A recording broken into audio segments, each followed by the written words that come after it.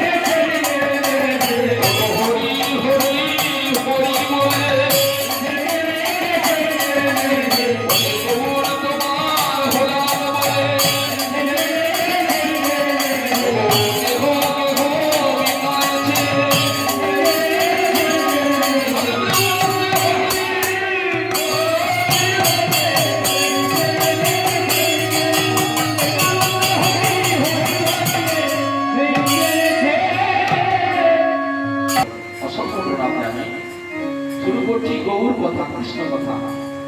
ভক্তমন্ডলী আমি কিছুই জানি না, ওটা একটা গৌর আছে নেই। তবু আপনাদের সকলের চরণধরি মস্তকে কি ঠাকুরের করুণা উঠে দাঁড়িয়েছি। কিঞ্চিৎ গৌরবতা শ্রবণ করা হয় এই অভিলাষ। আমার বক্তব্যের মধ্যে ভুল হলে আপনারা আমাকে যদি শুনে ক্ষমা করতে। আজ মহতী হরিসভা আপনারা যারা এসেছেন দেখতে পাচ্ছেন দুপুর থেকে ভক্ত সেবা এবং মহাপ্রভুর সেবা চলছে। মহাপ্রভুর ভোগ হয়েছে এবং ভক্তদের সেবার অনেক আয়োজন হয়েছিল। সবাই সেবা করেছে আর ওই দিকে চলে গেছেন অনেকেই। এই মঞ্চে এটা যে রাধাকৃষ্ণের স্থান, এই যে স্বয়ং বৃন্দাবন ধাম, এখানে প্রণামও করেন না, চলে যাচ্ছে। আসছেন সেবা করছেন চলে যাচ্ছে, কিন্তু কোথা থেকে আসছেন কোথায় যাচ্ছেন সেটাই জানা নেই, তাই না? আমরা যে এসেছি কোথায় আবার যাবো কোথায় সেটি জানি না। কোনটা আমাদের বাড়ি, গেলাম বাড়িতে চলে গেলাম, আসল বাড়ি কোনটা? এগুলো তো সাজানো বাড়ি, এগুলো আজ আছে কাল থাকবে না, তাই না? আমরা চলে যাব, এগুলো রয়ে যাবে। আমাদের আপন বলতে কিছু সঙ্গে যাবে না। যাবে কি শেষের দিনে যাবার সময় যখন চারজনে কাঁধে করে নিয়ে যাবে কোথায় না শ্মশান যাত্রা, ওটি হলো যাবার স্থান। তোমার সঙ্গে কি যাবে?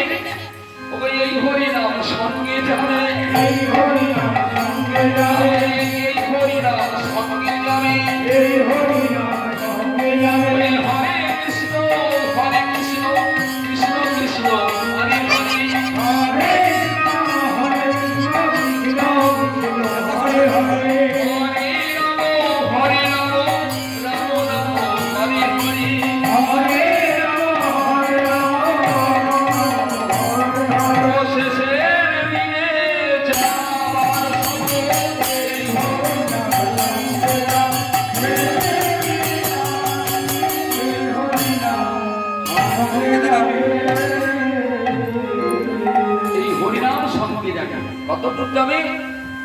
শ্মশান যাত্রা।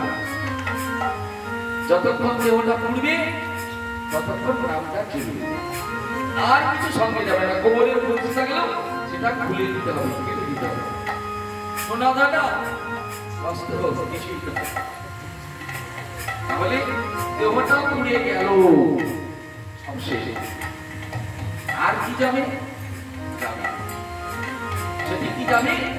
এই জগতে এসে আমরা যে যেমন কর্ম করেছি সেই কর্মের ফলটি কিন্তু তোলা রয়েছে।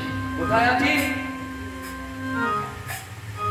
যেমন মোবাইলে মেমোরি কার্ড চিপস, তাতে গান আছে, ছবি আছে, সব ধরা থাকে ওই মেমোরি কার্ড।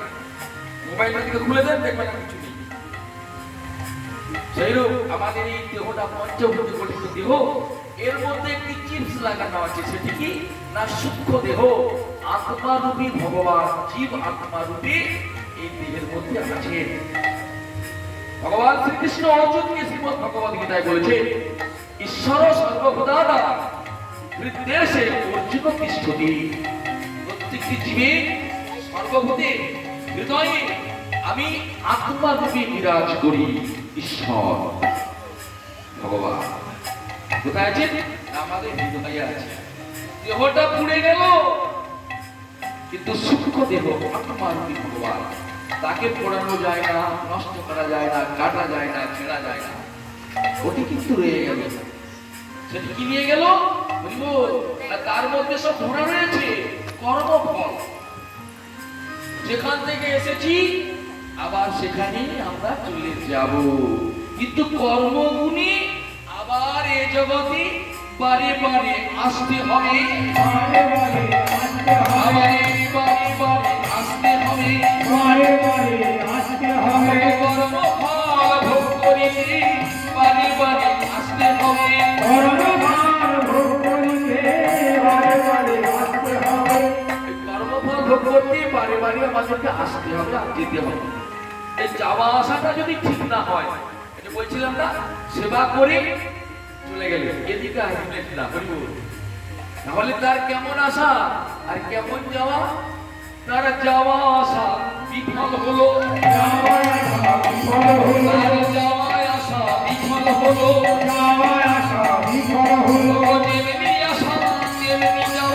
যাওয়া আসা বিফল হলো, তেমনি আসা তেমনি যাওয়া, যাওয়া আসা বিফল হলো। বলে এত সাধের জন্ম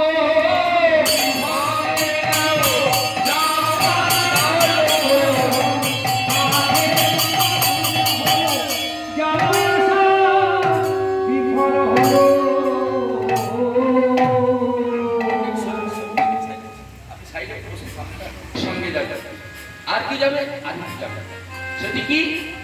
এই যে দেখুন, এত টাকা পয়সা খরচ করে নাম যুক্ত করাচ্ছে,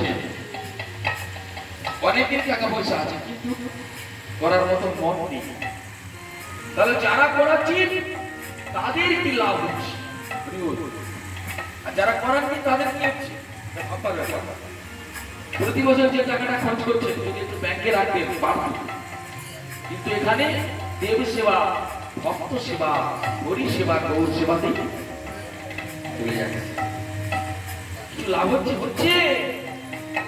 এটা ওনারা যে করাচ্ছেন এক জন্মের সাধনার ফল নয়। শ্রীমদ ভাগবতে বলছে, খুব সুন্দর কথা বলছে, কৃষ্ণ ভক্তি রস ভাবিকামতি, এটা হলো কৃষ্ণ ভক্তি রস লাভ করার জন্য সাধনা। প্রিয়তাকে যদি কুতো বিলম্বতে, যদি কোথাও কিনতে পাওয়া যায়, তত্র লৌলমপি মূল্যমে কলম জন্ম কোটির সুকীর্তির লক্ষ্যতে। কীর্তন বড় কঠিন বস্তু, গল্প কথা নয়। চৈতন্য চরিতামৃত, চৈতন্য ভাগবত, শ্রীমদ ভগবত গীতা, শ্রীমদ ভাগবত, এইসব নিয়ে কীর্তন। গল্প বললে খুব শুনতে ভালো লাগে, কিন্তু এগুলো হলো জটিল কথা। কি বলছে না, কৃষ্ণ ভক্তি রস ভাবিকামতি, প্রিয়তার যদি কুতো বিলম্বতে, তত্র লৌলমপি মূল্যমে কলম জন্ম কোটির সুকীর্তির লক্ষ্যতে। এক জন্মের স্বীকৃতি তো হয়নি, এমন কত জন্ম কেটে গেছে, তবে এই হরিনাম করার বাসনা জেগেছে, এবং এতে করে কি হচ্ছে না, হরি ভক্তি লাভ হচ্ছে। একটু একটু করে হরি ভক্তি জন্মগ্রহণ করছে। এতে কি হবে? এটা নষ্ট হবে না। মারা গেলে আগুনে পুড়িয়ে দিলেও হরি ভক্তি নষ্ট হবে না, এটিও সঙ্গে যাবে। যাবে বলে আবার সঙ্গে করে নিয়ে আসবে। এখন এই হরিনাম করাচ্ছে, পরে দেখবেন পরের জন্য হয়তো কোনো আশ্রমে গিয়ে সর্বদাই হরি সেবায় নিযুক্ত থাকবে। ধীরে ধীরে আত্মার উন্নতি হবে, মানব জন্ম ধর্ম সার্থক হবে। তাই এই হরি ভক্তি এটা নষ্ট হবে না, এটিও আমাদের সঙ্গে যাবে আর আসবে। আর কি যাবে? আর কি যাবে? সব রয়ে যাবে, এইগুলি সঙ্গে যাবে, আসবে। এই যে আমরা এই হরিনাম করতে হচ্ছে, এত রোদ গরম, দিনের পর দিন তো করতে হচ্ছে। কেন করছি না? আমাদের মধ্যে যে ঠাকুরের করুণায় হরি ভক্তি কৃষ্ণ ভক্তিটুকু জন্মেছে, সেটি বিতরণের বাসনাকে আমরা সবাই এসেছি এখানে। সেটি আপামর জনগণের যাতে হিত হয়, মঙ্গল হয়, তার জন্যই আমরা এসেছি। আমরা শুধু কেন, অনেক কীর্তনিয়া দেখবেন আপনারা রোদ গরমে ঘুমোতে পারছেন না, বাড়িতে থাকতে পারছেন না, তারা ঠিক দিকে কীর্তন করছে। তাদের রোগ নাই, জ্বালা নাই, বদহজম নেই। আমাদের বাড়িতে বসে বসে যত রোগ হয় না, এটি সব নামের কৃপা। আর কি যাবে সঙ্গে? এই হরি ভাবনা সঙ্গে যাবে, হরি ভাবনা সঙ্গে যাবে, হরি ভাবনা সঙ্গে যাবে, হরি ভাবনা সঙ্গে যাবে। যেমন ভাবে ভাববে তুমি, সেই ভাবনা সঙ্গে যাবে, যেমন ভাবে ভাববে তুমি, হরি ভাবনা সঙ্গে যাবে। প্রেমানন্দে হরি হরি হরি ভাবনা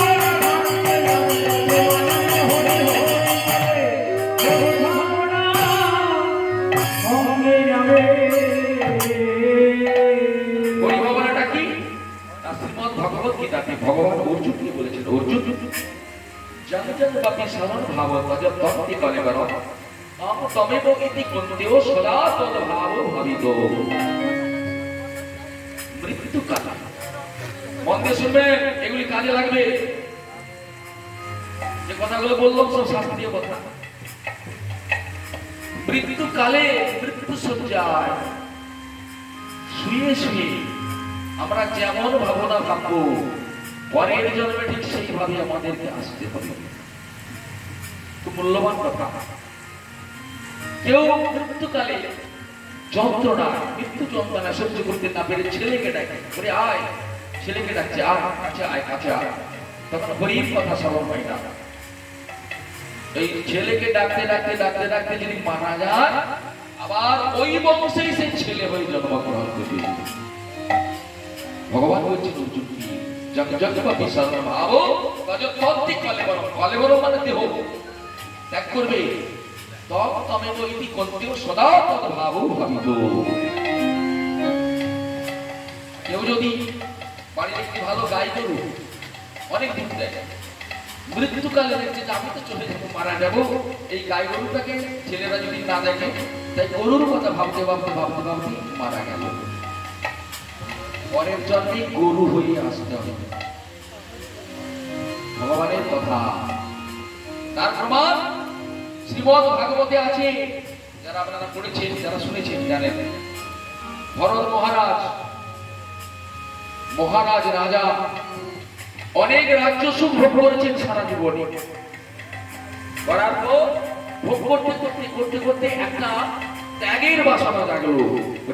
আমাদের তো ত্যাগের বাসনা হয়নি। বৃদ্ধ বয়স পর্যন্ত যেন ভোগের লালসাটা বেশি হয়, ত্যাগ আমরা কেমন জিনিস জানি না। কিসের সুখ হয়, কিসের জিভার স্বাদ বাড়ে, সেটাই আমরা ভাবি।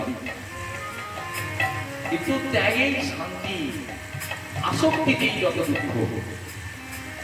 ওই ভরত মহারাজ চিন্তা করলেন, এই যে আমি ভোগ করছি, কে ভোগ করছে? আমার দেহটা। কে খাচ্ছে? আমি খাচ্ছি না, আমার দেহটা খাচ্ছি। কে ভোগ করছে?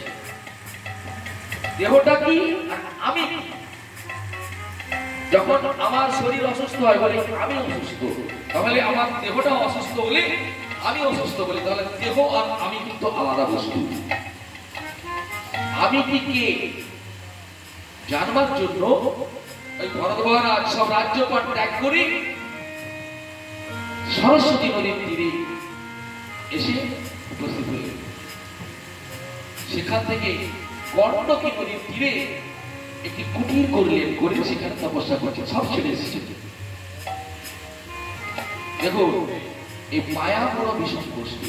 ছেলে, পুত্র, স্ত্রী, আত্মীয় স্বজন সবার জন্য এই মায়া যেন জড়িয়ে আছে, কাউকে বাদ দিতে পারবেন না। ভরত মহারাজ ধ্যান করছেন, করি যখন নয়ন উন্মিলন করে তাকালে দেখছেন একটি হরিণ আসন্ন সন্তান সম্ভবা, অর্থাৎ তার গর্ভে আছে হরিণের সন্তান। হরিণীটি জল খেতে আসছে নদীতে, আর হেনকালে একটি সিংহ তাকে দৌড়ে চড়ে আসছে। সিংহটি হরিণীটিকে খাবে। ওই হরিণীটি নিজে প্রাণে বাঁচবার জন্য পিছন দিকে তাকিয়ে সেই নদীতে ঝাঁপ দিয়েছে। যখনই ঝাঁপ দিয়েছে, সেই গর্ভে ছিল সন্তান। হরিণী শিশু জলের মধ্যে ভূমিষ্ঠ হয়েছে। সিংহ দেখল যে হরিণীটি সন্তান প্রসব করে বনের মধ্যে চলে গেল। যেতে যেতে হরিণী মারা গেল। সিংহ, বাঘ, মৃত পশু মাংস খায় না, হরিণীটি মারা গেল। এদিকে হরিণ শিশু জলে ভাসছে। ভরত মহারাজ দেখছেন, আরে ওর তো মা মারা গেল, তাহলে শিশুটা জলে পড়ে মারা যাবে, এও কি মারা যাবে? তাই আস্তে আস্তে জলে নেমে হরিণ শিশুটিকে তুলে দিলেন। তুলে নিয়ে ভাবছে ও তো মা মারা গেল, তাহলে একে বাঁচাতে হবে। কি করবে? এসে ওই পাশে গ্রাম থেকে দুধ নিয়ে এসে শিশুটিকে খাওয়াতে শুরু করে। দেখুন, এতদিনের তপস্যা, সারা জীবন সাধনা, ওই হরিণ শিশুর মায়া প্রবেশ করলো অন্তরে। ক্রমে যত বড় হয়, ঘাস তুলে নিয়ে এসে শিশুটিকে খাওয়ায়। খাওয়াতে খাওয়াতে যত বড় হয়, স্বার্থ সাধন ভজন কোথায় গেল? হরিণের মায়ায় পড়ে গেলেন। শুধু হরিণ কোন দিকে গেছে দেখতে দেখতে দেখতে দেখতে ভরত মহারাজ এবার মারা যাবে, মৃত্যু শয্যায় শায়িত হয়েছে। সেই হরিণ শিশু মাথার সামনে এসে দাঁড়িয়ে দাঁড়িয়ে কাঁদছে। পশু তো বলতে পারে না, তাই অনেক দুঃখে কাঁদছে। পিতা, বালক পিতা মারা যাবে, কাঁদছে। ভরত মহারাজ হরিণ হরিণ হরিণ হরিণ ভাবতে ভাবতে মারা গেল। পরের জন্মে হরিণ রূপে জন্মগ্রহণ করলেন। পরে আবার জানতে পারলেন আমি হরিণ হয়েছি, কিন্তু আমি ছিলাম কৃষ্ণ ভক্ত, হরিভক্ত। ভরত মহারাজ তার মধ্যে সত্য রয়ে গেছে মনে করলেন। পরে আবার ওই দেহ ত্যাগ করি চড় ভরত রূপে হরিভক্ত ত্রিকালজ্ঞ ঋষি রূপে ভরত ঋষি রূপে জন্মগ্রহণ করেছিলেন। তাই আমাদের এই হরি ভাবনা, কৃষ্ণ ভাবনা মৃত্যুকালে যদি আমরা ভাবতে পারি, তাহলে আমাদের কি হবে? হরি বল, ওগো যাওয়ার আশা সফল হবে, আমাদের যাওয়ার আশা সফল হবে। এত সাধের মানব জন্ম সফল হবে।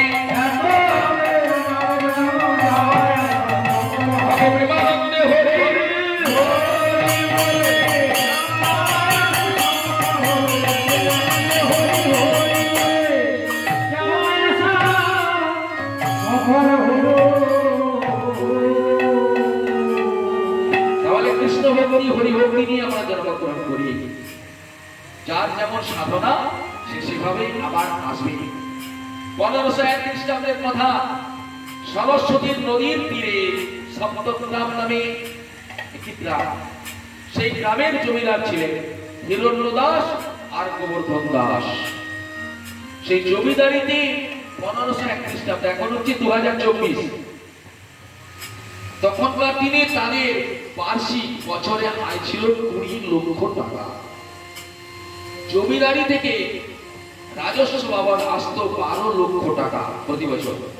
আর ওই সরস্বতী নদীতে বাণিজ্য বাবদ শুল্ক, তাতে আসতো 8 লক্ষ টাকা। মোট 20 লক্ষ টাকা বছরের আয়।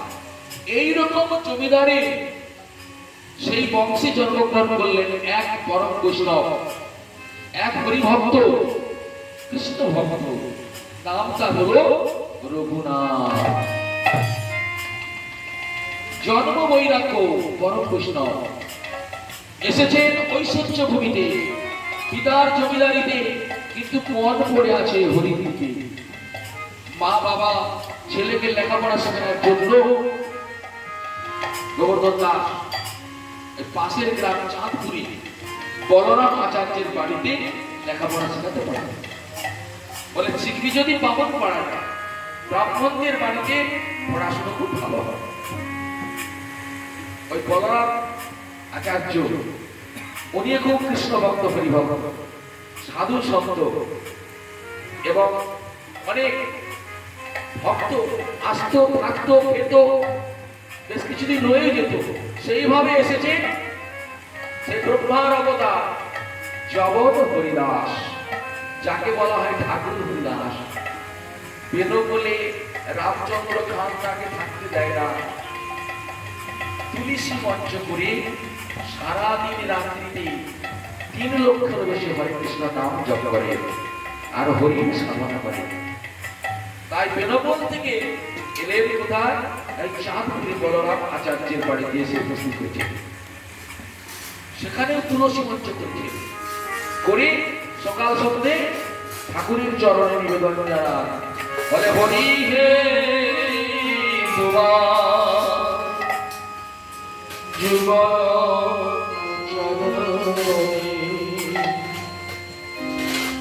হায় দিও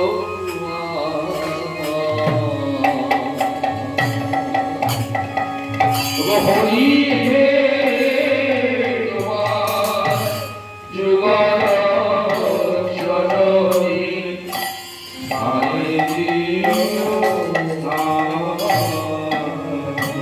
কেউ দেখতে পারে না আমাকে, তাই হরি হে তোমার যুগল চরণে হায় দিও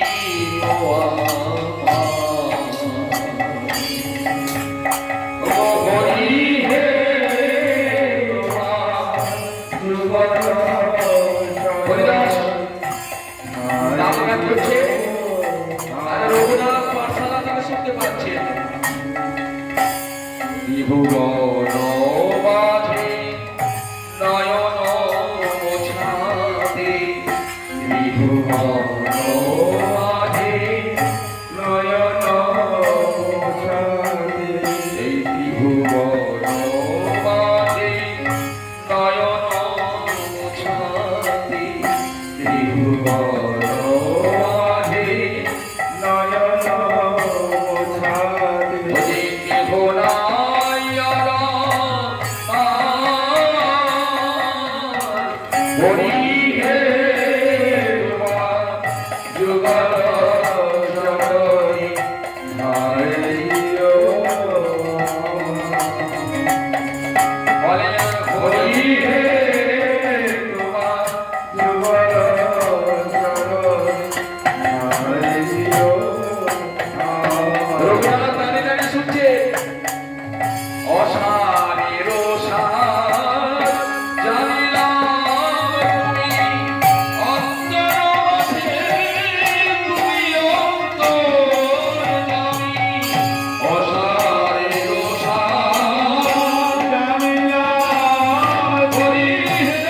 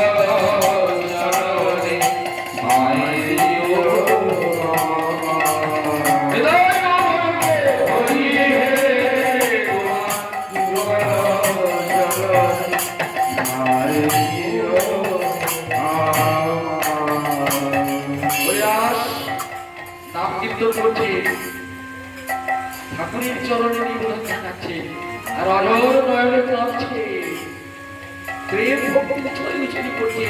জন্ম হোক কথা কথা কর্ম হোক ভালো, জন্মেছে মুসলমানের ঘরে কিন্তু কর্মটা করছে হিন্দুর কর্ম, হরিনাম করছে। সেই হরিনাম কানের ভিতর দিয়া মরণে বসে গেল। কার না? রঘুনাথের। রঘুনাথ পাঠশালা থেকে বেরিয়েছে, সে হরিদাসের বদনের দিকে তাকিয়ে মত জানু হয়ে আর শ্রী চরণে প্রণাম জানালেন। যেই প্রণাম করেছেন হাত দুটো ধরে তুললেন। যে বাবা তুমি কি নাম? বলে আমি হলাম রঘুনাথ। বাড়ি কোথায়? সপ্তগ্রাম। বাবা, আমার বাবার নাম প্রথম দাস, আমরা বড় জমিদার, আমাদের অনেক ধন সম্পদ। কিন্তু বাবা তুমি আমাকে কেন প্রণাম করলে? আমি আপনার কণ্ঠ থেকে নাম শুনে মুক্ত হয়ে গেলাম। আপনি আমাকে আশীর্বাদ করুন, আমি যেন আপনার মতো এইভাবে হরিনাম করতে পারি। স্বয়ং কৈলাস ঠাকুর আশীর্বাদ করে দিলেন মাথায়, তোমার কৃষ্ণ পদে মতি হল।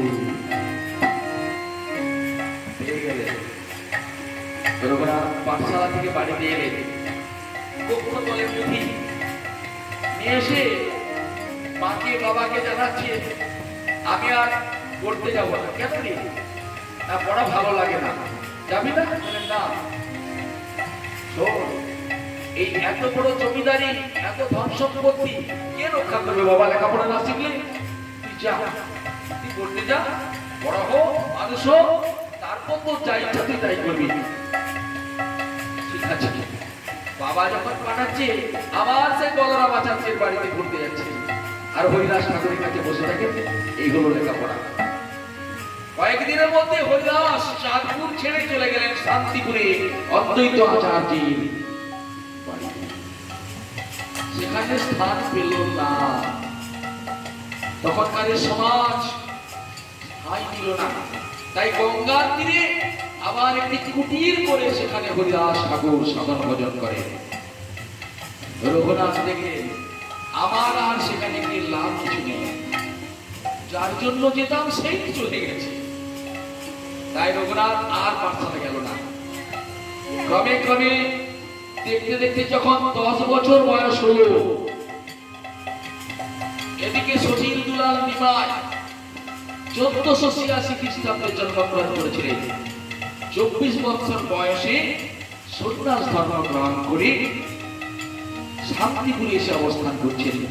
মা বলেছেন লীলা চলে যেতে হবে, তাই 7 দিন শান্তিপুরে অদ্বৈত আচার্যের বাড়িতে অবস্থান করছেন। হরিনাম সংকীর্তনে ভরিয়ে তুলেছেন। হরি হরে নম কৃষ্ণ হচ্ছে সব সংকীর্তন যাদবায় মাধবায় কেশবায় নম। হরি হরে নম কৃষ্ণ যাদবায়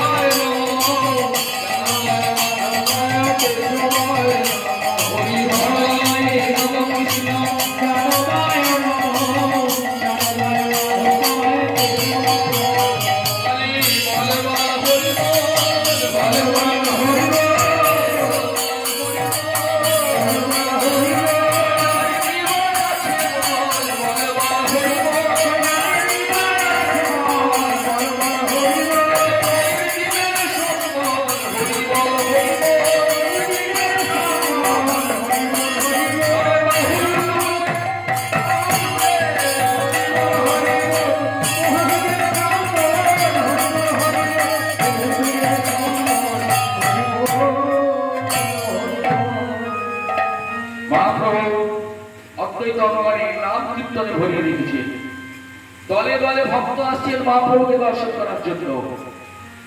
হিরণ্য দাস, গোবর্ধন দাস তারাও শুনেছেন যে নিমাই সন্ন্যাসী হয়েছে। নিমাইকে না নীলাম্বর চক্রবর্তীর নাতি, মামা দাদুর নাম নীলাম্বর চক্রবর্তী। হিরণ্য দাস গোবর্ধন দাসের সঙ্গে বন্ধুত্বের সম্পর্ক ছিল, তাই নিমাই এরা আপন যাবে দর্শন করতে যাবে। হিরণ্য দাস, গোবর্ধন দাস তারাও শান্তিপুরে যাবে। রঘুনাথ বাবাকে বলছেন বাবা আমিও তোমাদের সঙ্গে যাব। কেন? গৌর দর্শনে যাব। গৌরকে আমি দর্শন করবো। তুমি এই বয়সে গৌর দর্শন করবে, তোমার ঠিক হবে? বলে বাবা আমি একবার যাব, শুধুমাত্র গৌরকে দর্শন করে ফিরে চলে আসবো। যখন ছাড়ছে না, বাবা জেঠু সঙ্গে করে নিয়ে গেলেন শান্তিপুরে। শান্তিপুরে গিয়ে দর্শন করছেন। নিমাই নবীন সন্ন্যাসী তপ্ত স্বর্ণবর্ণ অঙ্গকান্তি চতুর্দিকে যেন জ্যোতি ছড়িয়ে পড়েছে। যে দেখছেন সেই তার চরণে প্রণতি জানাচ্ছি। তাই রঘুনাথ গিয়ে প্রণাম করলে গৌর হরির চরণে। যখনই প্রণাম করেছে গৌর হরি হাত দুটি ধরে তুলে দাঁড়ালেন। কি তোমার নাম? কোথা থেকে আসছো? প্রভু, প্রভু আমার নাম রঘুনাথ, আমি আসছি সত্যগ্রাম থেকে। ওই আমার বাবা জানে। ও আচ্ছা, তুমি এখানে এখন কেন এসেছো? তোমাকে দর্শন করার জন্য। ঠিক আছে। তাই স্বয়ং মহাপ্রভু তার মস্তকে হাত দিয়ে আশীর্বাদ জানিয়ে দিলেন, তোমার কৃষ্ণ পদের মতি হোক। রঘুনাথ স্বয়ং মহাপ্রভুর চরণ পেলেন এবং তার কৃপা প্রাপ্ত হলেন। কৃপা পেয়ে যেন কোথা থেকে যেন প্রেম জন্মে গেল। আর বাড়িতে মন আসতে চাইছে না। বাবা বলে, আয় বাড়ি যাবো। যাবো যাবো বাবা, যাবো। গৌর দর্শন করে নিই। কত রূপ, কত তার জটি, কত তার প্রেম, যেন প্রেমী গড়া তরু রসিক তরু ধর ধর। বাবা হাতে ধরে ডাকছে, আর ছেলে বলছে, বাবা বাড়ি তো যাবো, আমাদের সব আছে, কিন্তু গৌর দর্শন করে আমি যা পেলাম। বুঝি গৌর ধনে হারা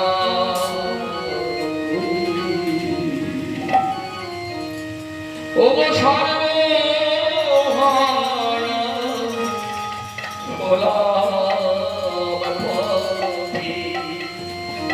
আমি গৌর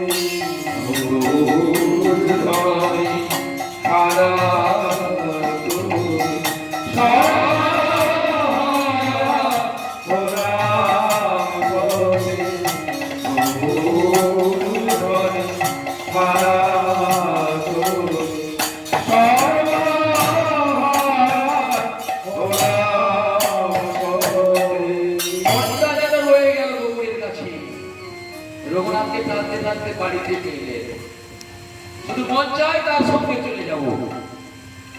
মা বাবা কি করলেন? একমাত্র তো ছেলে, তার ছেলে বাইরে যেতে না পারে তার জন্য পাহাড়ের ব্যবস্থা করে দিলেন। ধনের তো আর অভাব নেই, লোক রেখে দিলেন যে ছেলেটাকে লক্ষ্য করবে, ছেলে যেন বাইরে কোনো মতে না যেতে পারে। বেশ দীর্ঘ কয়েক বছর ফিরে রাখলেন। যার জন্ম বৈরাগ্য, যে জন্ম থেকে বৈষ্ণব হয়েছে, ভক্ত হয়েছে, দেখতে দেখতে যখন 16-17 বছর বয়স হলো, যুবক পাড়া প্রতিবেশীরা মা বাবাকে উপদেশ দিচ্ছে, বলে এক কাজ করো না, ছেলে তো বড় হয়েছে, আর ওকে ঘিরে রাখতে হয় না। এইভাবে একটি সুন্দরী দেখে মেয়ে নিয়ে এসে ওর বিয়ে দিয়ে দাও, দেখবে স্ত্রীর বসে যখন আসবে তখন আর কোথাও যাবে না। মা বাবা দেখলেন হয়তো হতেও পারেনি, তাই জমিদার বাড়ির ছেলে তার বিয়ে হবে অনেক ধুমধাম করে সুন্দরী রূপসী দেখে একটি মেয়ে নিয়ে রঘুনাথের বিয়ের ব্যবস্থা করে দিলেন। বিয়ে হয়ে গেল। যেদিন বিয়ে হয়েছে স্ত্রীকে জানাচ্ছে, মা বাবার কথায় আমি বিয়ে করেছি, তাহলে আমি তোমাকে বিয়ে করতাম না। তুমি কি জানো আমার ছিল আমার বউ, আমি গৌরীকে ভালোবাসি, তাই তাকে যে ভালোবাসা দিয়ে দিয়েছি আমি আর তোমাকে দিতে পারবো না। সেইভাবে সংসার আছে। স্ত্রী যদি স্বামীর হরিভক্তিতে বাধা না দেয় তাহলে সে স্ত্রী কেমন না, সে গুরুর চেয়েও আরো বেশি সম্মান দিলাম। কেন না, গুরু কৃষ্ণকে পাইয়ে দেওয়ার জন্য দীক্ষা দেয়, কিন্তু স্ত্রী যদি ওই পথে বাধা হয় আরো করার ক্ষমতা নেই। তার স্ত্রী জানিয়ে দিলে যে আমি তোমাকে কোনোদিন কোনো অনুরোধ করবো না, তুমি যেমন আমাকে এনেছো আমি তুমি যেমন ভাবে রাখবে আমি সেভাবেই থাকবো, কোনো কাজই তোমাকে আমি বাধা দেবো না, কথা দিলাম। এদিকে গৌর হরি আবার নীলাচল থেকে রামকেলি গ্রাম হয়ে বৃন্দাবন যাবেন বলে এসেছে, হরিনাম করতে করতে এসেছে। অসংখ্য ভক্ত নিয়ে রামকেলি গ্রামে উপস্থিত হয়েছে। সনাতন প্রভু বললে, রূপ সনাতন বলে, প্রভু এত লোক নিয়ে বৃন্দাবন যাওয়া ঠিক হবে না, আপনি বরং নীলাচলে ফিরে যান। প্রভু দেখলেন ফিরে যাবই, যাবার পথে আবার সেই শান্তিপুরে অদ্বৈত আচার্যের বাড়ি হয়েই যাব, কেননা অদ্বৈত আমাকে বড় ভালোবাসে, সেই তো আমাকে এনেছে। অদ্বৈত কে? শিব হলেন অদ্বৈত, নারদ শ্রীমান, স্বয়ং শিব মহাদেব কলিযুগে অদ্বৈত আচার্যের রূপ অবতীর্ণ হয়েছে। আর গৌর হলেন কৃষ্ণ, স্বয়ং নারায়ণ। শিব আর বিষ্ণু, হরি আর হর মিলন না হলে ঠিক মত পাচ্ছে না, তাই অদ্বৈত আচার্যের অঙ্গনে কি উপস্থিত হয়েছে মহাপ্রভু। আবার ভক্তদেরকে নাম সংকীর্তন করছেন, হরি বল হরি বল হরি হরি হরি হরি বল,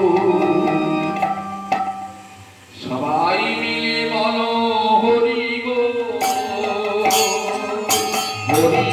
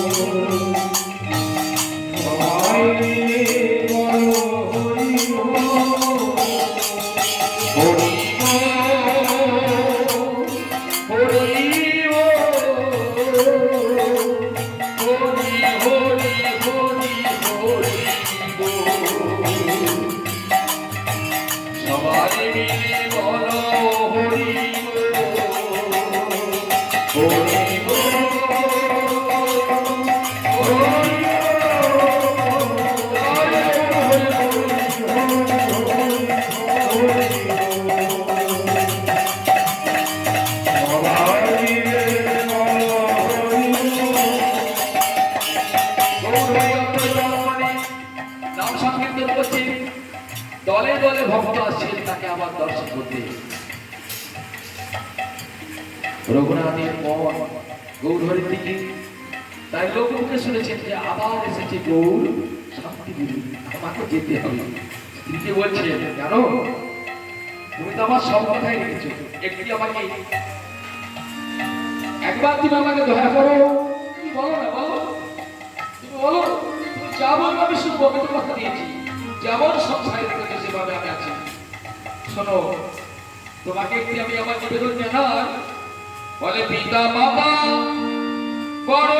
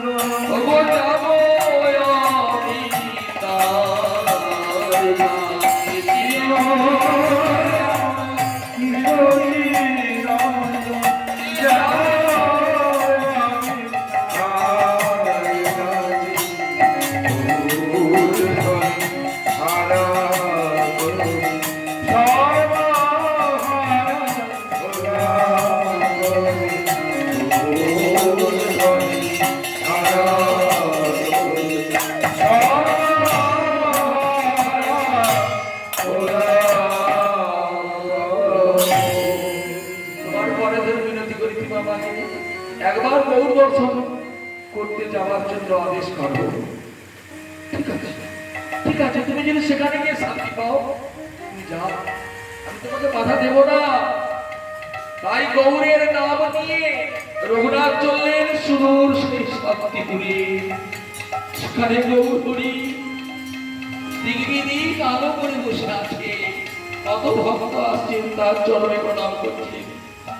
রঘুনাথ পুত্রকে দেখে ছুটে গিয়ে তার চরণে প্রণাম করে জানাচ্ছেন, হে প্রভু, নমো মহাবদন্নায় কৃষ্ণ প্রেম প্রদায়নে কৃষ্ণায় কৃষ্ণ চৈতন্য নামে গৌরতিষ্ঠে নমো। হে প্রভু, হে চৈতন্য প্রভু, হে প্রভু, আমার দয়া করো, আমায় দয়া করো, চরণে দেখা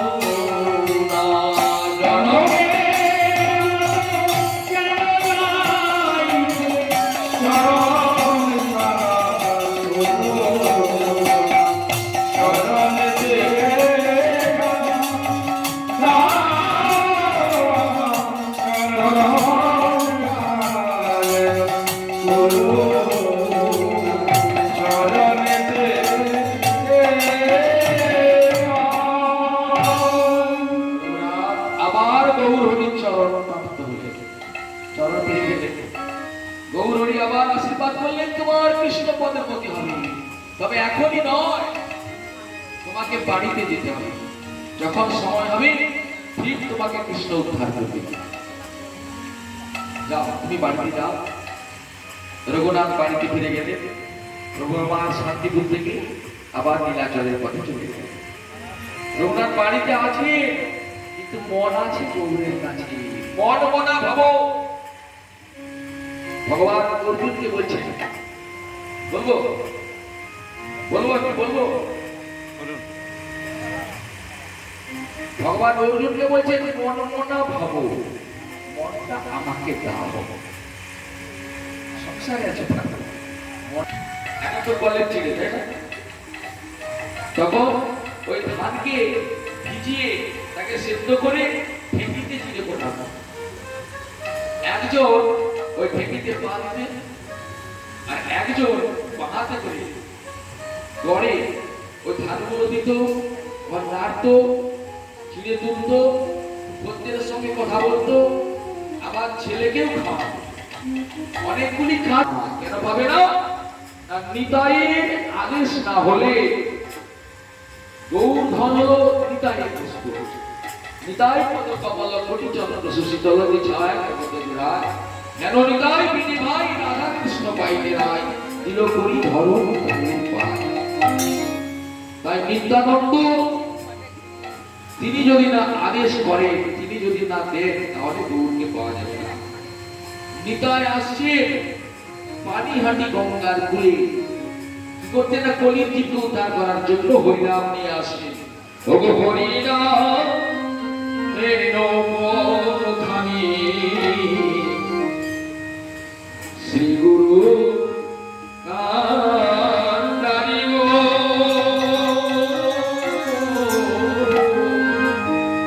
দেখো হরিনাম নৌখানি শ্রী গুরু কান্দারি গো।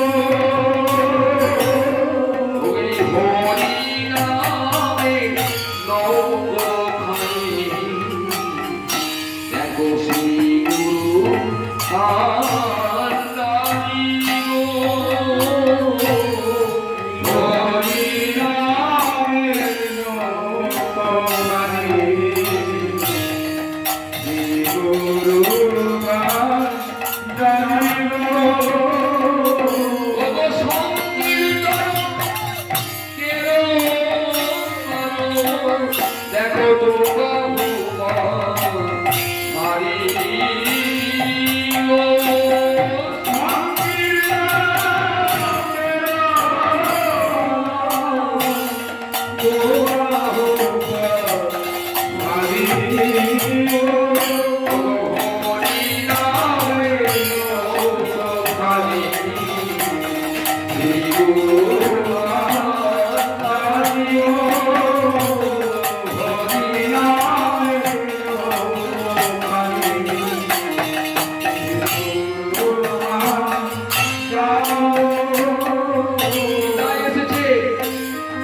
চৈতন্য মহাপ্রভু নীলাচল থেকে পাঠিয়ে দিয়েছে, যাও নিতাই কলির জীবকে নাম প্রেম দিয়ে উদ্ধার করবে, যাও গৌড়ে যাও বাংলায়।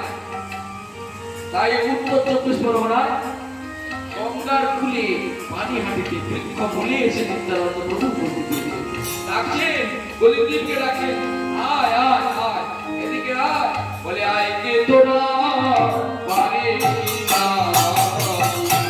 আয় কে তোরা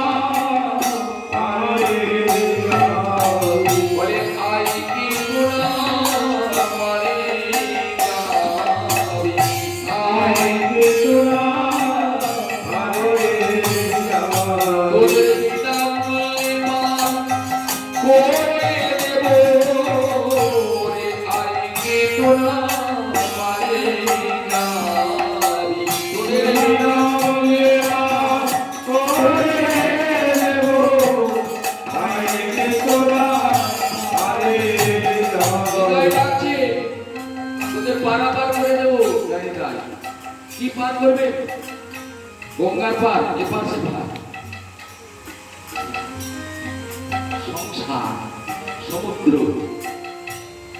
জলভোগ, সংসার সমুদ্রে অগাধ জল, সমুদ্র। এতে কি আছে? কামরূপী নক্র, মৎস্য, কুমির সব আছে। তাই এইগুলো কি ত্যাগ করে যেতে হবে। তো কোথায়? না এপার থেকে সেপারে যেতে হবে। এপারটা কি? এটা হলো সংসার, মায়ার পার, সব আছে এখানে। এই মায়া ছেড়ে একদিন যেতে হবে গুরু। এখন যদি যমরাজ এসে কাউকে বলে যে বাবা আমার সময় হয়ে গেছে, যাও তোমাকে যেতে হবে, কেউ যেতে রাজি হবে? হবে না। কেন হবে না?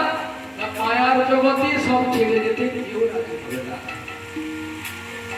মায়া অবিদ্যা, এই অবিদ্যা যতক্ষণ ততক্ষণ আমার আমার আমার আমার, অবিদ্যা যখন বিদ্যা হবে, জ্ঞান যখন হবে, তখন কিন্তু আর আমার থাকবে না। যারা জ্ঞানী তারা বলবে আমরা সবসময় সেখানে যেতে চাই। এপার আর সেপার, সেটি হলো মায়ার উপরে, মায়াতীত জগৎ, ভগবানের ধাম। সেখানে মায়া নেই, সেখানে দুঃখ নেই, সেখানে কান্না নেই। যত কান্না দুঃখ এ পানি। তাই নিতাই বলছে, ওরে আয়, আমি পার করে দেবো বিনা বললি। ওরে বলে রে তোরা হরি বলে রে, ওরে বলে রে তোরা হরি বলে রে তোরা হরি বলে রে তোরা হরি বলে পায়ে কোড়ি লাগবে না রে, ওরে বলে রে তোরা হরি বলে পায়ে কোড়ি লাগবে না রে, বলে তোরা হরি বলে প্রেমানন্দে বাহু বলে হরি হরি হরি বলে, ওরে প্রেমানন্দে বাহু বলে হরি হরি হরি বলে, প্রেমানন্দে বাহু বলে হরি হরি হরি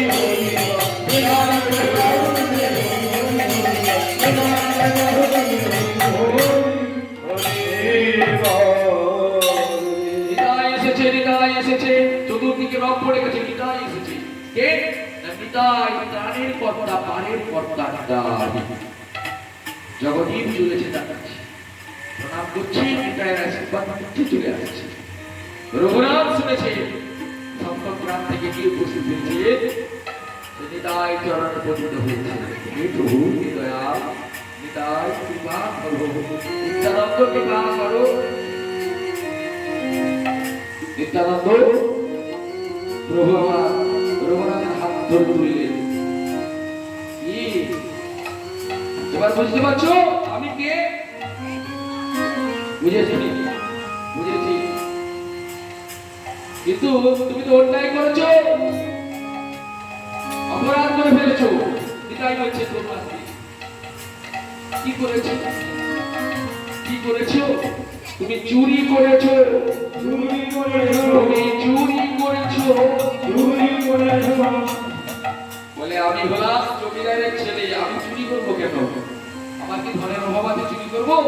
তাছাড়া তো আপনার সঙ্গে এই মাত্র দেখা হলো, কি চুরি করবো আপনার? আমি সে কথা বলিনি।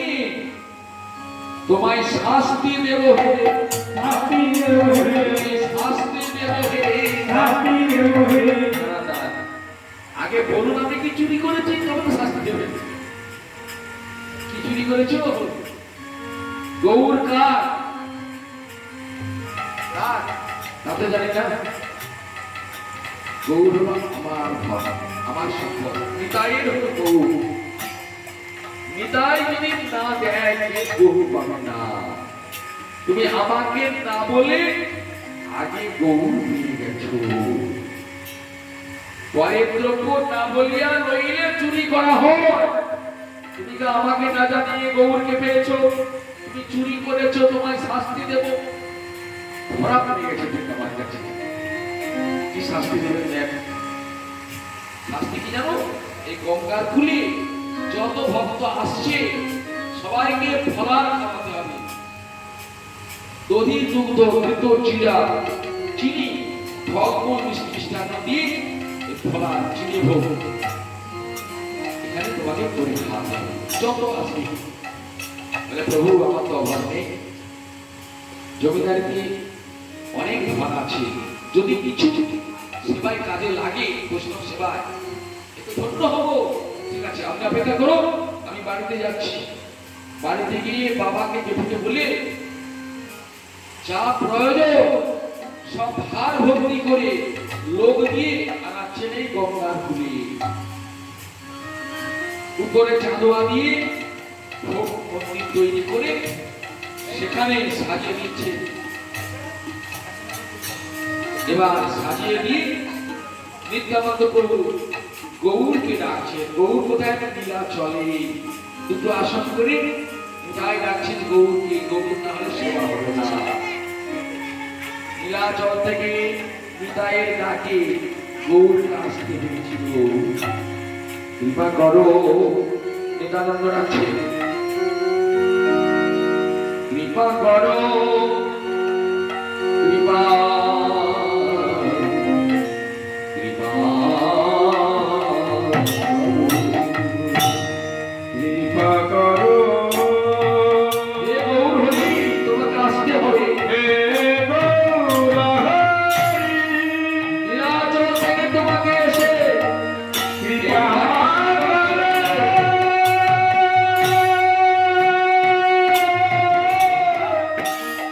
কৃপা করো।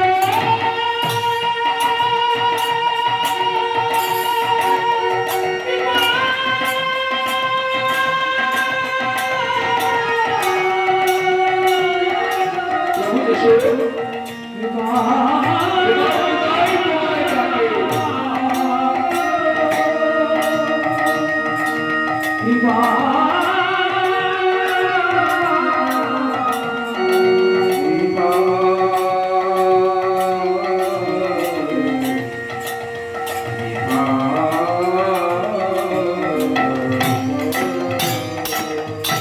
নিতাই যখন ডাকছে গৌরের সূক্ষ্ম শরীরে, সূক্ষ্ম দেহে সেখানে আবির্ভূত হয়ে নিতাইয়ের দেওয়া উপহার সেবা করলেন এবং প্রসাদ করে দিলেন। কোন কোন ভাগ্যবানের দর্শন করলেন গৌর নিতাইকে। সেই রাত্রে রাঘব পণ্ডিতের বাড়িতে আবার গৌর নিতাইয়ের সেবা হয়েছিল। রঘুনাথ নিজে ধর্ম হলেন, গৌর নিতাইয়ের সেবা নিতে পেরেছি, এর থেকে কি আর বড় কথা আছে? কিন্তু আর আমি বাড়িতে ফিরবো না, নিতাইয়ের আদেশ পেয়ে গেছি। এবার আমি চলে যাবো নীলাচলে। তাই বাড়িতে আর প্রবেশ করলেন না। প্রভাতে গৌরের না মুখে নিয়ে এই সপ্তদ্বার থেকে হাঁটতে হাঁটতে হাঁটতে হাঁটতে 18 দিনের পথ গৌর কথা বলতে বলতে চলে। কখনো অনাহারে, কখনো বা অল্প আহারে, কোথাও স্নান করেন, কোথাও স্নান করেন না। হাঁটতে হাঁটতে চলেছে, মুখে আছে গৌরের নাম। গৌর ভজ, গৌর ভজ, গৌর নিতাই ভজ, নিতাই ভজ, নিতাই গৌর ভজ, গৌর ভজ,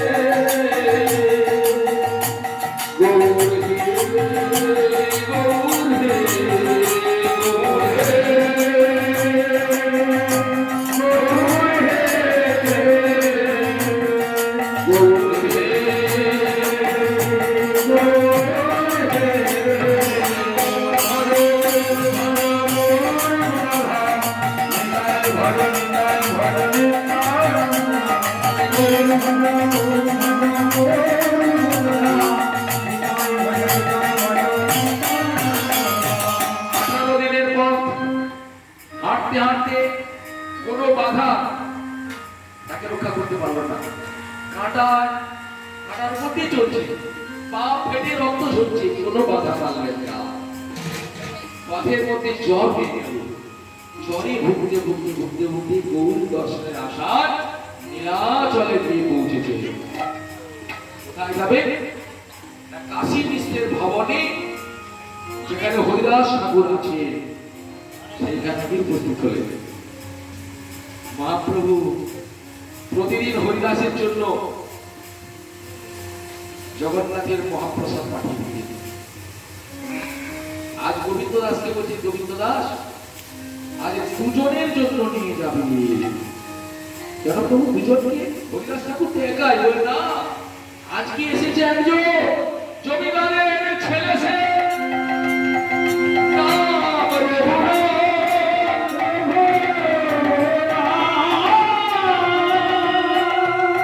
সর্বত্যাগী ভিখারি সে, চাহে জগন্নাথ প্রসাদ।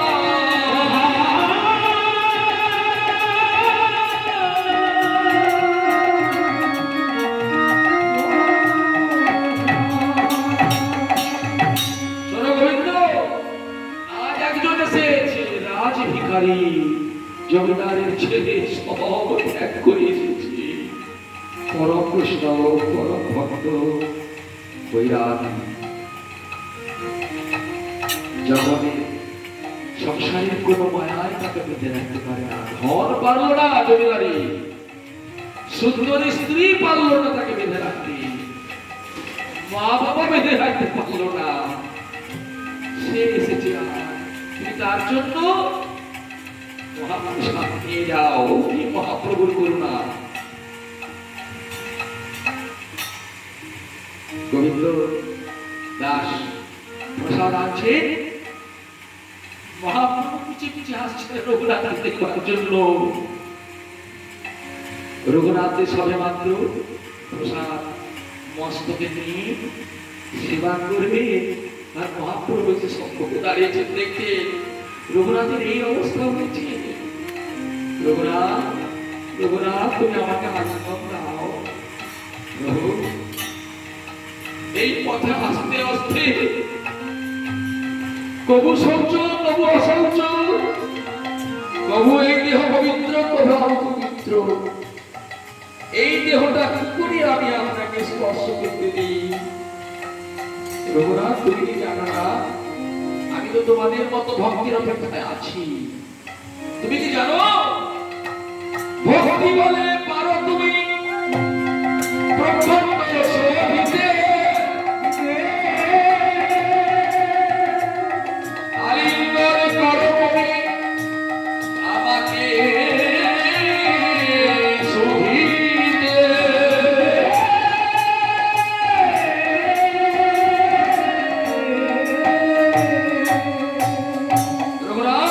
তোমার মধ্যে যে ভক্তি, তোমার মধ্যে যে পবিত্রতা সেটা আমার মধ্যে নেই। আমি সন্ন্যাসী হয়েছি, কিন্তু এখনো সব ত্যাগ করতে পারিনি। এখনো আমার জন্মভূমির প্রতি টান হয়ে গেছে, কিন্তু তোমার সব ছেড়ে কিছু সেবা কর, সেবা কর, সেবা করলে রঘুনাথ প্রতিদিন মহাপ্রভুর দেওয়া সে জগন্নাথের মহাপ্রসাদ সেবা করে আর নীলাচলে রয়ে গেছে। মহাপ্রভু স্বরূপ আমাদেরকে বললে, একে দীক্ষা দিয়ে তুমি তোমার মতো করে নাও, সাধন ভজনের পথ দেখিয়ে দাও। গুরু না হলে হবে না। গুরু চরণ আশ্রয় করি সাধন ভজনের পথ ধরে আগিয়ে দিতে হবে। তুমি একে দীক্ষা দিয়ে দাও। তুমি আজ থেকে হলে স্বরূপের রঘু। এভাবে রইলেন, কিন্তু মনে মনে চিন্তা করছেন রঘুনাথ, বেশ তো মহাপ্রসাদ খাচ্ছি আর রয়েছি, এর জন্যই কি এলাম? এখানে সুখে খাবো বলে কেন? আমি ওটা খাবো না। থাক করবেন, আমি সিংহ দরজায় গিয়ে আচল পেতে দাঁড়াবো, ভিক্ষা করবো। বৈষ্ণবের ধর্ম ভিক্ষা। তাই রঘুনাথ সিংহ দরজায় গিয়ে আচল পেতে দাঁড়িয়ে থাকে। কে যা দেন তাই দিয়ে দিন যাপন করে, এইভাবে দিন কেটে যায়। মনে মনে ভাবছে এটাও ঠিক নয়। ওই দূরে কাঙালি ভিখারীদের জন্য অন্ন সত্র খোলা আছে, যারা খেতে পায় না তারা গিয়ে ঠিক খাবারের সময় হাত বাড়িয়ে দাঁড়ালে খাবার দিয়ে দেবে। ভিক্ষা করবো না, ওই তাদের সঙ্গে গিয়ে দাঁড়িয়ে যা পাবো তাই দিয়ে ভিক্ষা করবো। তাই অন্য সত্রে গিয়ে হাত পেতে দাঁড়িয়ে থাকে, যা দিচ্ছে তাই দিয়ে বিজ্ঞাপন করছে। আবার মনে মনে ভাবলেন না, এটাও ঠিক নয়, ওদের দাঁড়িয়ে আমি বেঁচে আছি। দান যদি নিতাম তাহলে আমাদের বাড়িতে তো অনেক ঐশ্বর্য, অনেক ধন সব নিয়ে আসতে পারতাম। বাবা পাঠিয়েছিল, রঘুনাথ ফিরিয়ে দিয়েছে, বলে না, বিষয়ের অর্থে আমি থাকবো না। তাই রঘুনাথ ওই অন্ন সত্র ছেড়ে ভাবলেন খুব ভালো আছে খাবার, খাবার এই নীলাচলে পুরী ধামে মহাপ্রসাদ বিক্রি হয়। উপরে সুবানি বলছে সব মহাপ্রসাদ বিক্রি হয়নি, কিছুটা রয়ে যায়। যেটা রয়ে যায় ওই থাকতে থাকতে থাকতে বাসি হয়ে যায়, পচে যায়, ওটাকে ফেলে দেয় এক জায়গায়। কিছুটা গরুয়ে খায়, কিছুটা অন্যান্য পশুতে খায়, বাকিটা জল দিয়ে ধুয়ে দেয় পুরী পান্ডারা। সেটা নালা নর্দমা হয়ে চলে যায়। রঘুনাথের নর্দমা থেকে বসে হাতে করে ওই ভাতগুলা, বাসি পচা ভাতগুলোকে তুলে নিয়ে দৌড়ে মাছি রঘুনাথ যেই ভাত পায় নুন দিয়ে রঘুনাথ সেই প্রসাদ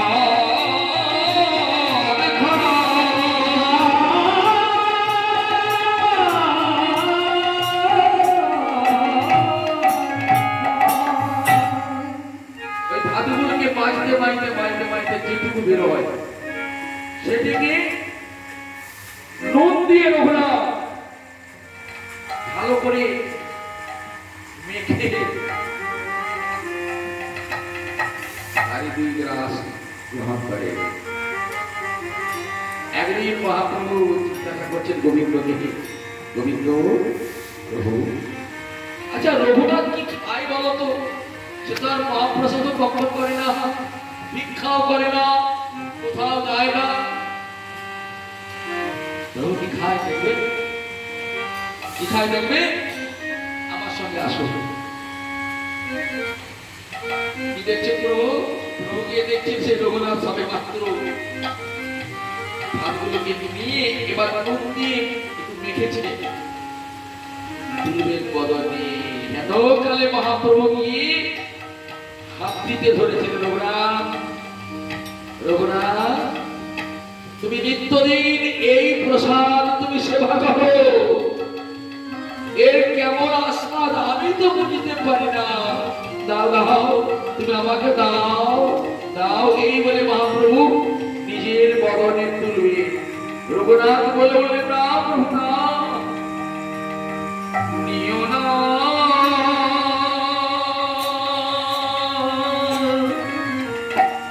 নিও না তুলে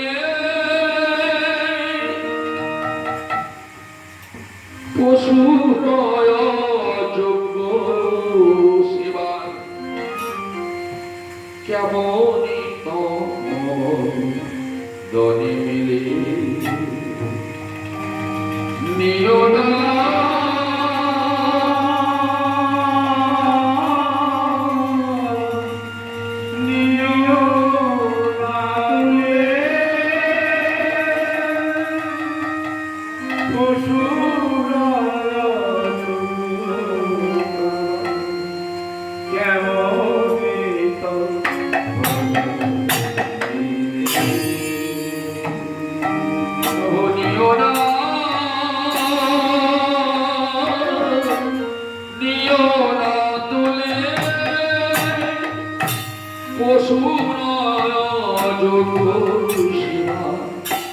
কেমনই দনে নিও না,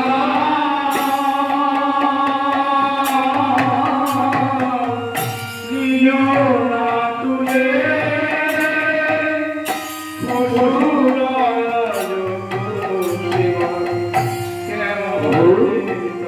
এই খাবার তোমার নয়,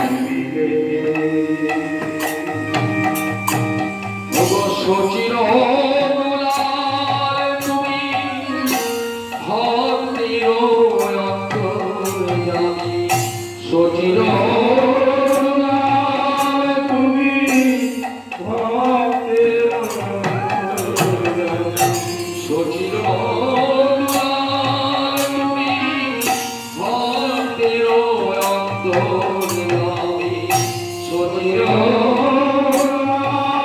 তুমি আত্মের অন্তর্যামী।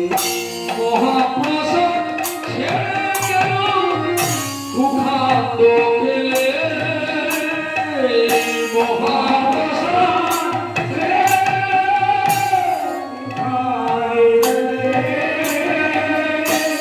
সুরায় দুর্গ সেবা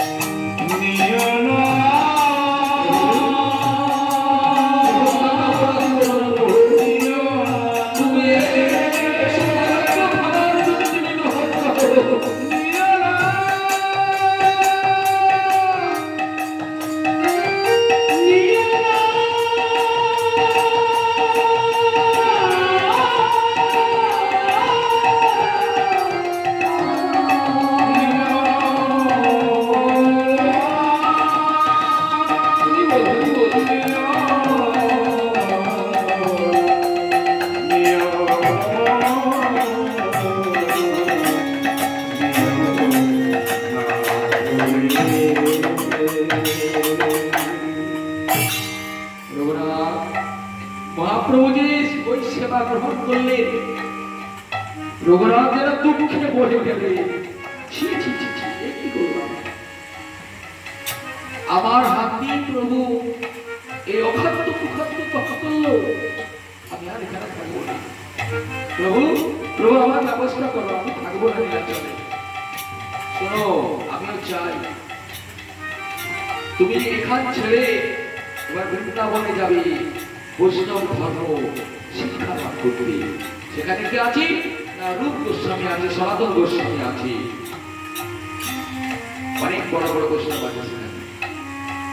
যাবার সময় মহাপ্রভু একটি গোবর্ধন শিলা দিলেন আর একটি গুঞ্জা মালা দিলেন।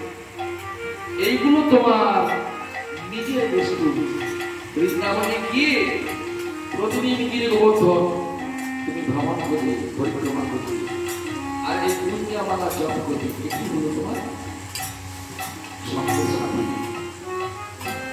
মহাপ্রভুকে প্রণাম করি রঘুনাথ চললেন এবার বৃন্দাবনের পথে। কে আছে গৌরের নাম, ভজ গৌরাঙ্গ লহ গৌরাঙ্গ, লহ গৌরাঙ্গের নাম রে, ভজ গৌরাঙ্গ লহ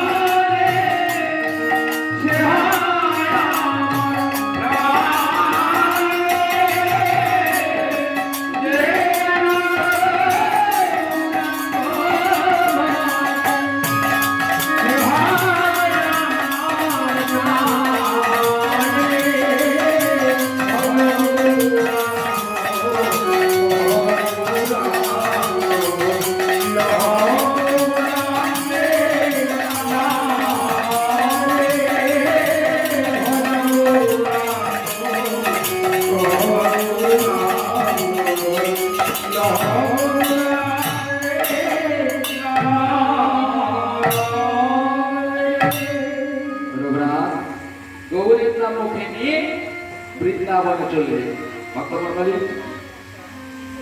আর বেশি লীলা বিস্তারিত করবো না। ওই বৃন্দাবনে গিয়ে এবার রঘুনাথ কি করলেন, গিরি গোবর্ধন ভ্রমণ করছেন, আর বৃন্দাবনের নানা তীর্থে ঘুরে বেড়েছে। কেমন ভাবে বুঝছেন? জয় রাধে জয় কৃষ্ণ জয় বৃন্দাবন শ্রী গোবিন্দ গোপীনাথ মদন মোহন মদন মোহন জয় রাধে জয় কৃষ্ণ জয় বৃন্দাবন শ্রী গোবিন্দ গোপীনাথ মদন মোহন জয় রাধে জয় কৃষ্ণ জয় বৃন্দাবন শ্রী গোবিন্দ গোপীনাথ মদন মোহন মদন মোহন জয় রাধে জয় কৃষ্ণ জয় বৃন্দাবন শ্রী গোবিন্দ গোপীনাথ মদন মোহন মদন মোহন আমার কুন্দ শ্যামে কুন্দ গোবর্ধন কালিন্দী যমুনা জয় জয় মহামণি গো জয় মহামণি রাধা কুন্দ শ্যামে কুন্দ গোবর্ধন কালিন্দী যমুনা জয় জয় মহামণি গো জয় মহামণি জয় রাধে জয় কৃষ্ণ জয় বৃন্দাবন শ্রী গোবিন্দ গোপীনাথ মদন মোহন গো মদন মোহন জয় রাধে জয় কৃষ্ণ জয় গোবিন্দ গোবিন্দ গোপীনাথ মদন মোহন গো মদন মোহন কীর্তিদা সুন্দরী জয় পূর্ণমাসী জয় অধীর নগরী গো অধীর নগরী রঙ্গ কীর্তিদা সুন্দরী জয় পূর্ণমাসী জয় অধীর নগরী গো অধীর নগরী জয় রাধে জয় কৃষ্ণ জয় বৃন্দাবন শ্রী গোবিন্দ গোপীনাথ মদন মোহন গো মদন মোহন জয় রাধে জয় কৃষ্ণ জয় বৃন্দাবন গোবিন্দ গোপীনাথ মদন মোহন গো মদন মোহন ললিতা বিশাখায়াদি যত সখী গো শ্রীরাম সুদাম হারি প্রিয় রামালে গণে গো প্রিয় রামালে গণ ললিতা বিশাখায়াদি যত সখী গো শ্রীরাম সুদাম হারি প্রিয় রামালে গণে গো প্রিয় রামালে গণ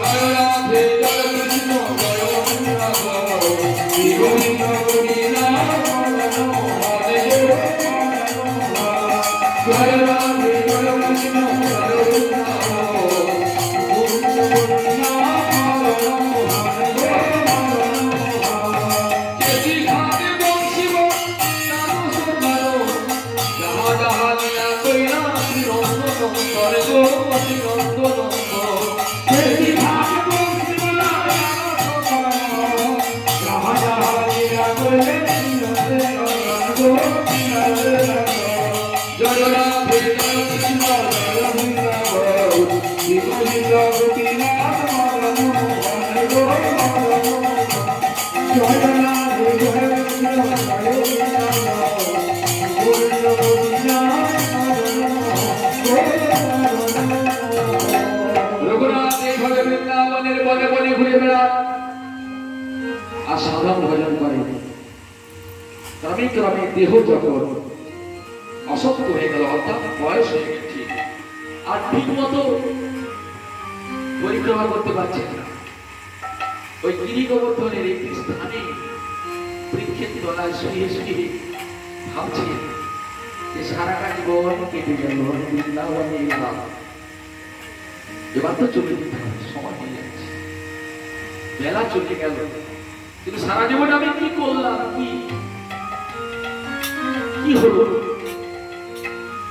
তার কৃপা না হলে কোনো কিছুই হবে না। কিছুই হলো না লেখা, কিছুই হলো না শেখা, সীমাহীন অসীমে শান্তি। আমার কিছুই হলো না লেখা, কিছুই হলো না শেখা, সীমাহীন জগতে এসে কে কি লাভ করলেন বলুন তো? সারা জীবনের রোজগার দিয়ে যে যেমন করেছেন ঘর বাড়ি জমি জায়গা বিশেষ সম্পত্তি করেছেন, নিজের জন্য কি করলেন হরিবুল করেছেন? কিছুই হয়নি।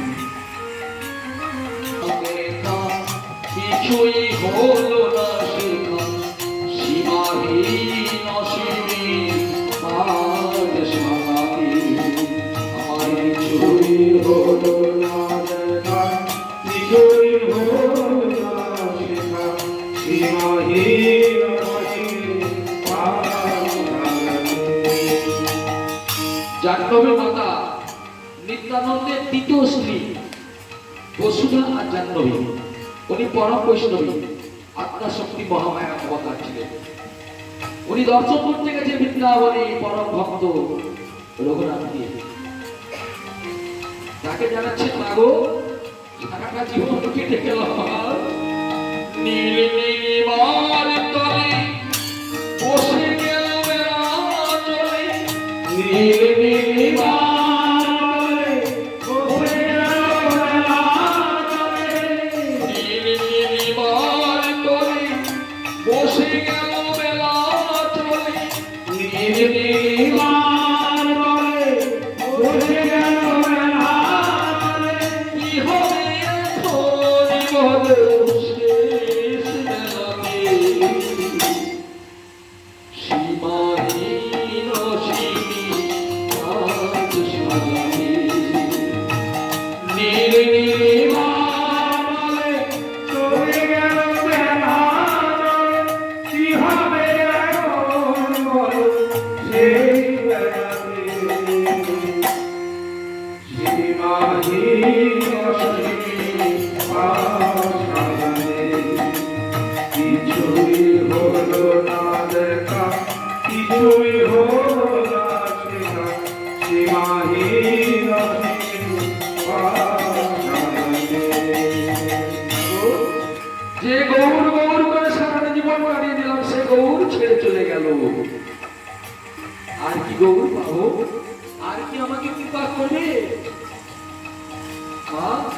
বেড়েছে বোঝার ভার, হয়েছে অনেক ধার, বেড়েছে বোঝার ভার, হয়েছে অনেক ধার, বেড়েছে বোঝার ভার, হয়েছে অনেক ধার, বেড়েছে বোঝার ভার, হয়েছে অনেক ধার, পারবো কি কিছু তার ধার সরিতে, সীমাহীন অসীম আজ সারাতে বেড়েছে বোঝার ভার, হয়েছে অনেক ধার, পার্বতী মায়ার বিদেশে ধার, অনেক বোঝা বেড়ে গেছে। সীমাহীন অসীম আশাতে কিছুই হলো না দেখা, কিছুই হলো না শেখা, সীমাহীন অসীম আশাতে। ও সুন্দর ভেবে জানি আপন করেছি জানি, সুন্দর জানে আপন করেছি তারে, সুন্দর ভেবে জানি আপন করেছি জানি, সুন্দর জানে আপন করেছি তারে, সেই তারি অনাদরে হইলে সীমাহীন অসীম আজ সারাতে সুন্দর জানে আপন করেছি তারে, সেই তারে অনাদরে হলো সারা বৃন্দাবন ঘুরলাম, জমি ভরা ধার, আবয়া অপরূপ রূপমার, জ্যোতি ভরা চারিধার, খবর পরমার, জমি ভরা ধার, এলে কেন ফেরি নাই জীবন প্রাতে, সীমাহীন অসীম ধাম